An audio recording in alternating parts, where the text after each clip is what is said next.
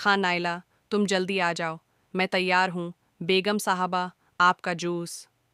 बेगम साहबा गुस्से से बोलें, तुम्हें नज़र नहीं आ रहा मैं फ़ोन पर बात कर रही हूँ, फिर तुम क्यों बीच में आकर बोली? आज तो तुम्हारा इलाज करना पड़ेगा।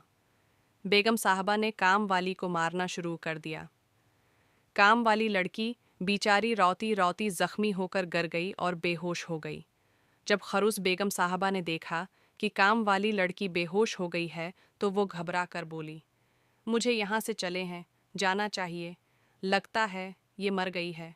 बेगम साहबा जल्दी से वहाँ से भाग गईं। थोड़ी देर गुजरी तो उस खरूस बेगम साहबा की दोस्त दरवाजे पर आई और बेल देने लगी। जब 2-3 दफ़ा बेल दी तो उसकी नज़र पड़ी कि घर का लाक खुला है। वो अंदर चली गई और देखा कि छोटी लड़की बेहोश है और ज़ख्मी हालत में है तो बोली, अरे तुम्हें क्या हुआ है? किसने तुम्हें मारा है? ज़रूर मेरी उस खरूस दोस्त का काम है ये, मुझे पुलिस को कॉल करनी पड़ेगी। फिर नाइला ने पुलिस को कॉल की। इंस्पेक्टर साहब जल्दी आएं, मेरी दोस्त रोशन के घर एक काम वाली लड़की ज़ख्मी हालत में है, प्लीज़ जल्दी आएं। इंस्पेक्टर फ़ौरन आया।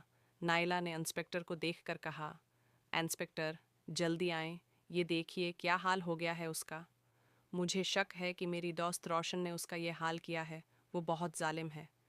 इंस्पेक्टर हैरान हुआ और देखने के लिए आगे बढ़ा।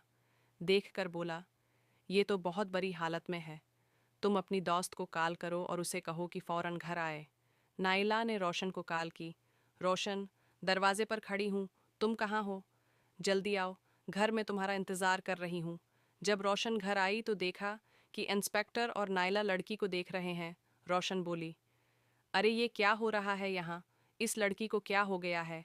इंस्पेक्टर साहब, आप यहाँ कैसे? इंस्पेक्टर बोला, ये है, तुम्हारा घर है और इस हालत की जिम्मेदार भी तुम हो। अब ज़्यादा अदाकारी न करो, पहले हम उसे अस्पताल लेकर जाते हैं, बाकी बातें वहीं लड़की के होश में आने के बाद होंगी। रोशन भी पीछे पीछे चलने लगी। जब अस्पताल पहुंचे तो इंस्पेक्टर ने कहा, जब तक लड़की को होश आता है तुम दोनों यही रहोगी। इतने में नाइला को कॉल आती है, हाँ हाँ मामा, क्या हुआ? अच्छा, आप परेशान न हूँ, मैं आ रही हूँ। इंस्पेक्टर साहब, मुझे जाने की इजाज़त दे दें, मेरी माँ घर अकेली है, मेरा बच्चा रो रहा है, मेरा जाना ज़रूरी है। इंस्पेक्टर बोला, चलो रोशन, हम भी बाहर इंतज़ार करते हैं लड़की के होश में आने तक।